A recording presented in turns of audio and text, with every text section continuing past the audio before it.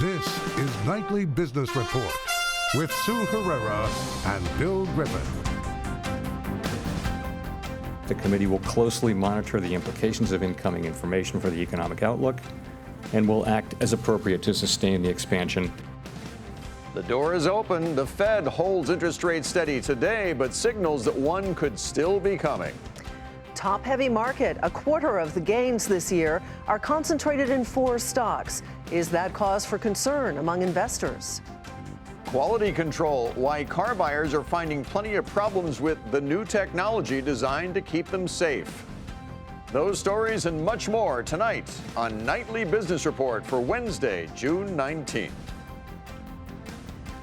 And good evening, everyone, and welcome. The Federal Reserve appears close to cutting interest rates. The chairman of the world's most powerful central bank said what the market wanted to hear, that the case for more accommodative policy has strengthened. Today, the Fed held rates steady, but it raised the prospect of lowering them in the future, and stocks rose. The Dow Jones Industrial Average rose 38 points to 26,504. The Nasdaq was up 33, and the S&P 500 added 8. It is now less than 1% away from a record. Steve Leisman starts us off tonight in Washington. The Federal Reserve left interest rates unchanged at its June meeting, but made a major change in its outlook that suggested it could cut interest rates in the months ahead, maybe even at its next meeting in July. The big changes, the Federal Reserve effectively ended its policy of patience, where it signaled it wouldn't do anything for many months. That word came out of the policy statement. Instead, it emphasized uncertainties in the economic outlook and said it would, quote, act as appropriate to sustain the economic expansion. As recently as March, no Fed official forecast a rate cut this year. Now, 8 Fed officials forecast at least one in 2019, and 7 of them forecast 2. And Fed Chair Jay Powell said even those who aren't forecasting cuts in the current survey are leaning that way. A number of those who wrote down a flat rate path agree that the case for additional accommodation has strengthened since our May meeting. This added accommodation would support economic activity and inflation's return to our objective. Uncertainties surrounding the baseline outlook have clearly risen since our last meeting. It's important, however, that monetary policy not overreact to any individual data point or short-term swing in sentiment. Doing so would risk adding even more uncertainty to the outlook. So what will it take for the Fed to actually cut rates? Powell made clear the committee wants more clarity in the outlook and how much the economy is really going to weaken. And he wants to see how trade talks with China will work out. If those concerns about the economy are proven right in the data, it seems clear the Fed will respond with rate cuts, and that could happen as soon as July. For Nightly Business Report, I'm Steve Leisman in Washington. And let's turn now to Diane Swong for more analysis of today's Fed meeting. She's chief economist at Grant Thornton. Always good to see you. And we should point out, you were among those who were thinking there was a possibility we could get what you called an insurance cut today. But what did you make of what we got today? Well, we didn't get an insurance cut today, but we sure got, Powell punted to July, but I think they're really gearing up for a cut in July, and Steve's absolutely right. They've got a little more data they'd like to see. They're really worried now that inflation, I know that many of your viewers say, hey, I'm paying too much for things, but they would like to see a much warmer economy given how long this expansion is. They'd like to see a bit of a heat wave, and we're not getting it.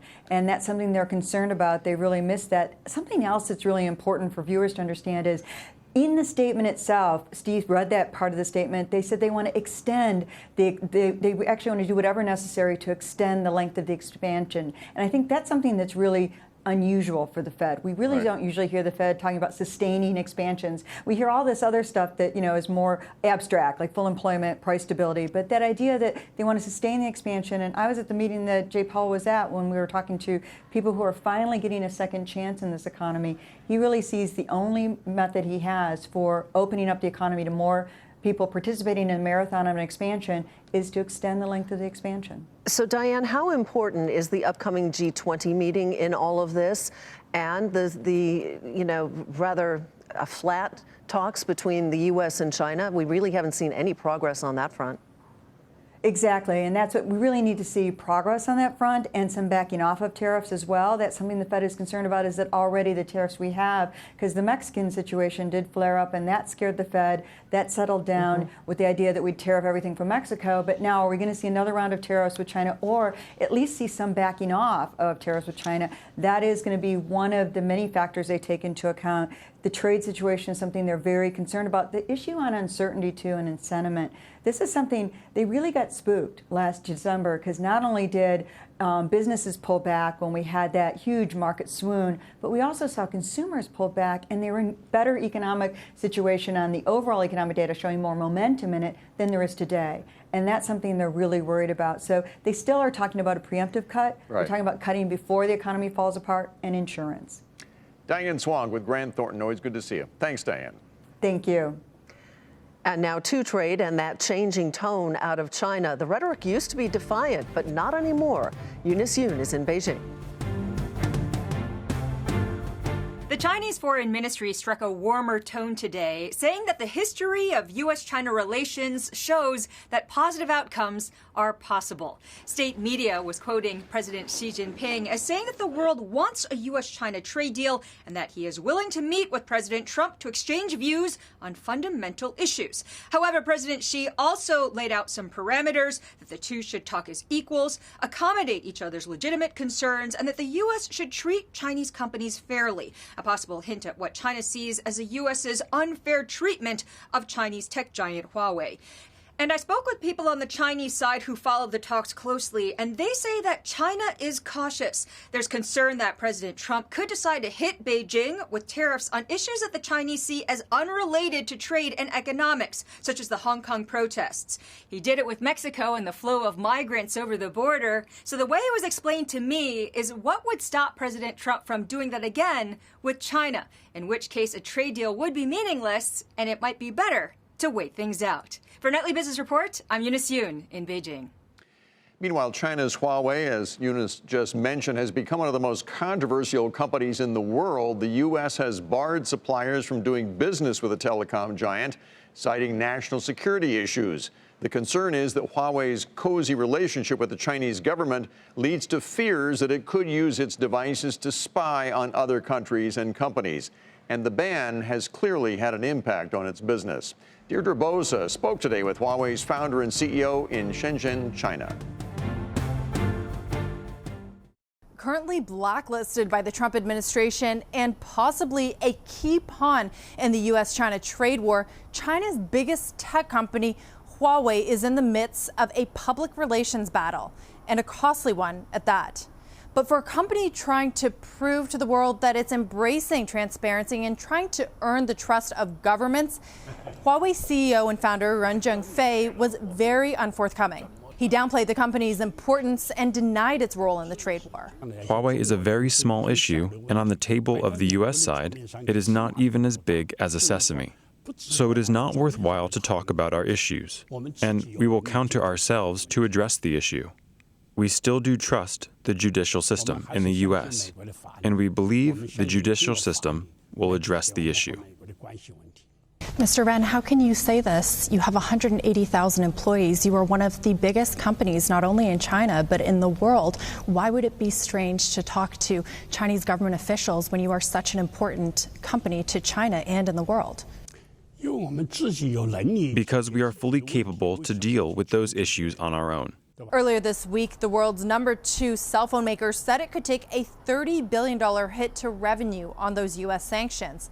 But that massive number doesn't scare Ren. He told me that $30 billion is a very small thing and that the company does not attach importance to high numbers. Rather, they focus on performance. For Nightly Business Report, I'm Deirdre Boza in Shenzhen, China.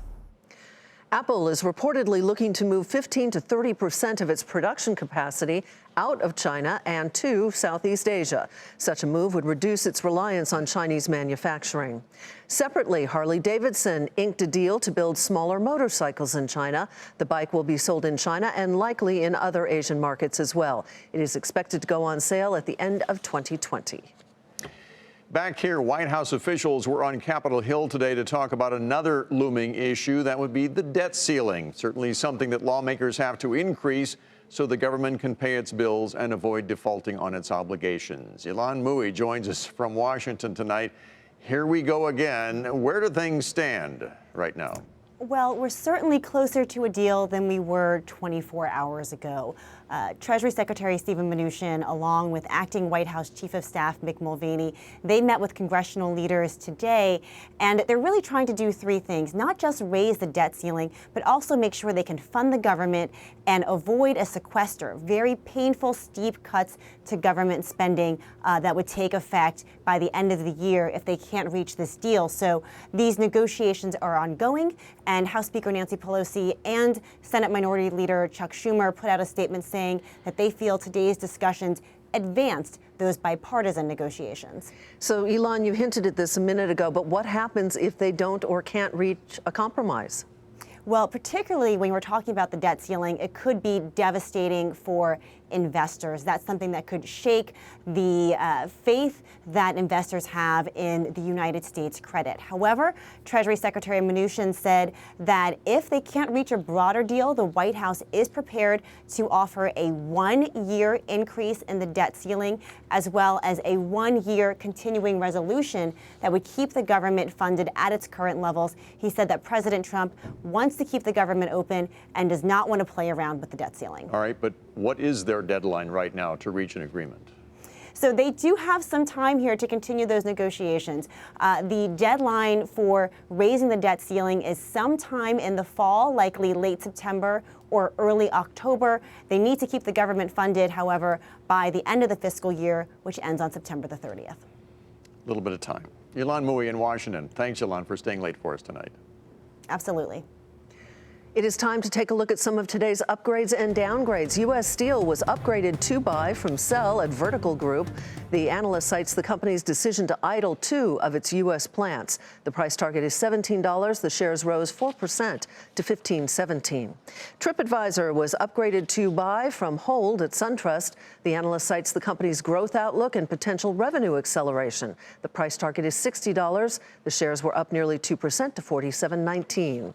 Six Flags was upgraded to outperform from neutral at Wedbush Securities. The analyst cites spending improvements and the development of its parks in China. The price target is $62. The shares rose 2% to $52.67.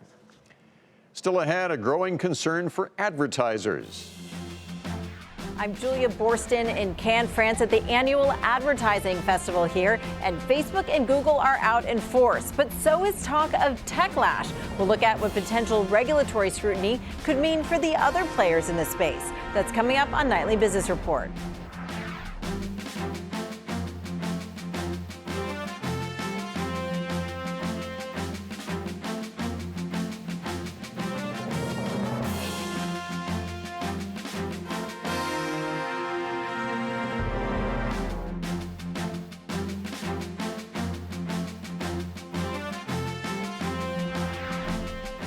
As we mentioned earlier, the stock market's major averages are nearing new highs, and the biggest gains have been concentrated in just a handful of stocks. Bob Pisani explains.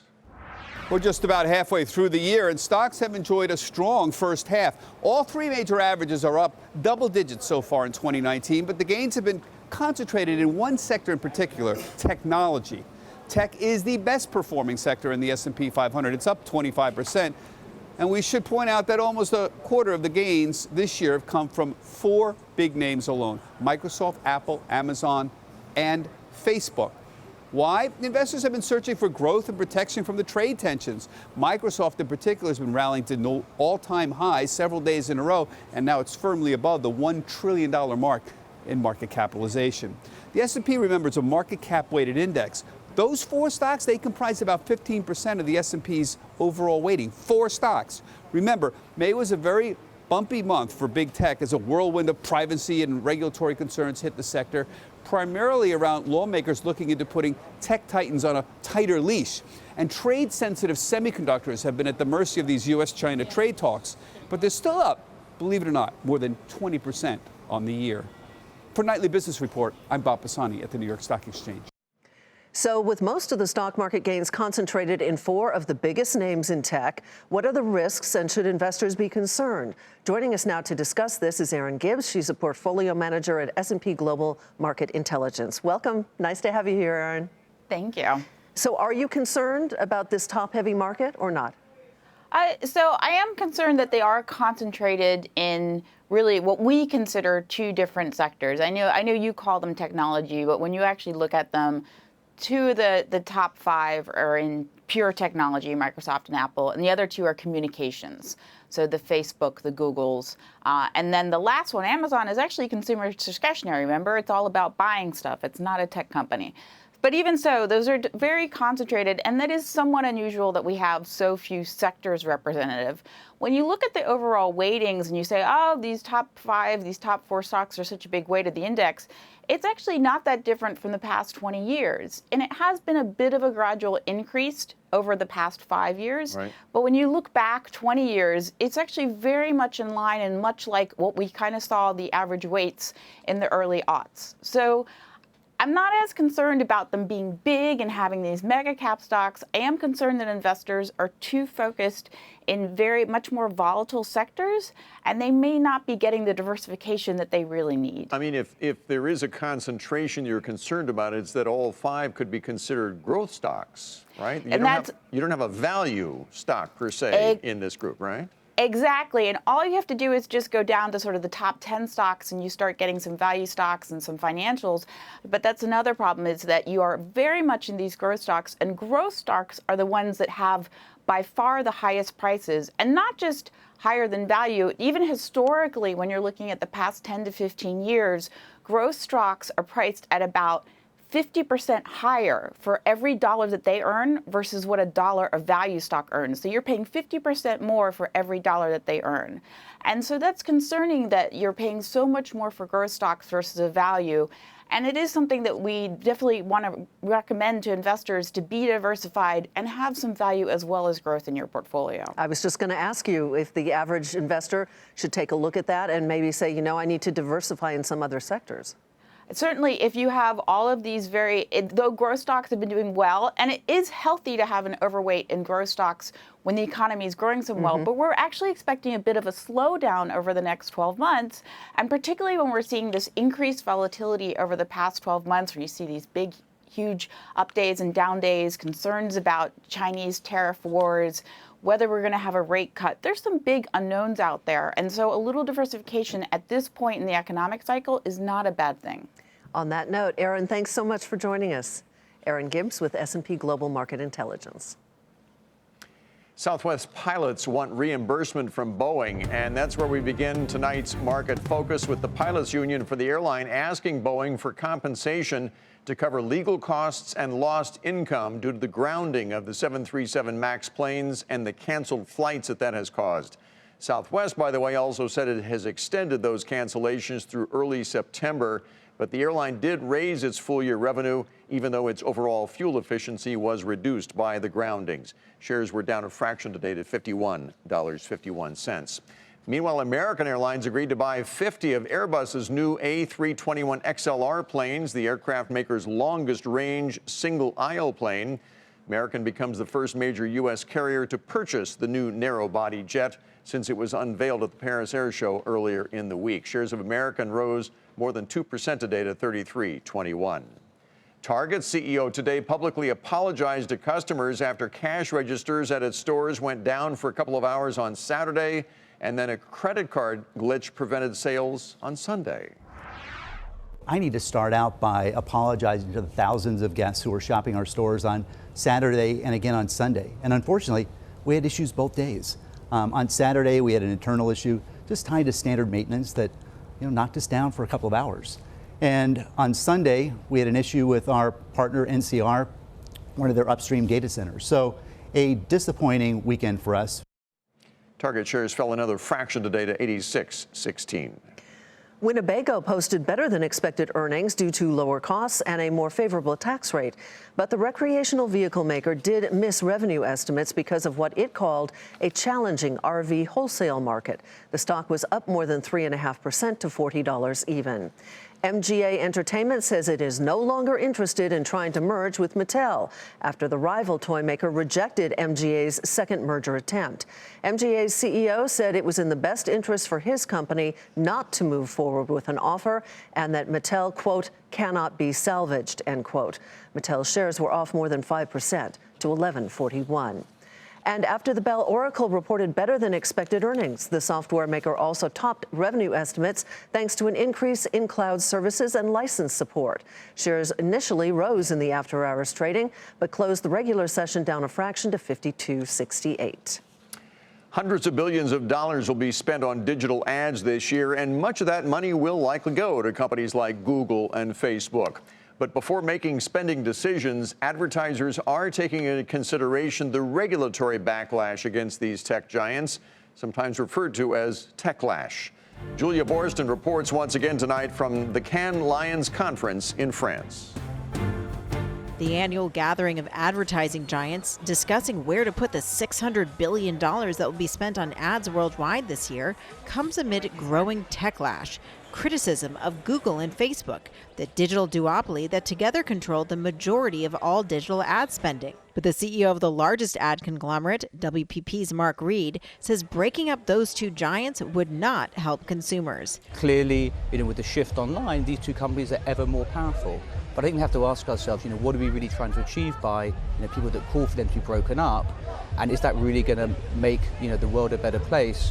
The great benefit of these platforms for consumers is most of their products are free. They're advertiser funded, advertiser supported, and I think in balance that's a good thing. And with so many other options out in force here in Cannes, from Snap to Twitter, the CEO of another conglomerate, IPG's Michael Roth, says advertisers will start to move their dollars if Facebook and Google don't make meaningful changes around issues of brand safety, not having ads placed next to offensive content, and privacy protections. Everyone talks about government regulation, breaking them up. But what really will happen is our clients will not start spending with them. And that will be the biggest effect eventually if it doesn't get corrected. And there are a range of companies here that are positioning themselves as alternatives to Facebook and Google by focusing on professionally created content, which doesn't have the risks around brand safety. One of those is AT&T's ad tech division, Xandr. That's a big opportunity for us because, frankly, I think that Google and Facebook have had a hard time managing the content on their platforms and assuring advertisers that they're not going to end up advertising in a place that is inconsistent with the brand. Others, such as Pinterest and video game streaming service Twitch, are ramping up their presence here to explain to advertisers the depth of their devoted audiences, while magazine publisher Condé Nast positions itself as a premium filter for YouTube. Advertisers who may not want to advertise just broadly on YouTube will advertise through us on YouTube because their content, maybe they want endemic content for their advertising, or they're concerned about brand safety. And as the tech companies here host parties and panels for advertisers, those brands have more options than ever. For Nightly Business Report, I'm Julia Borston in Cannes, France. Coming up, why car quality is stalling out.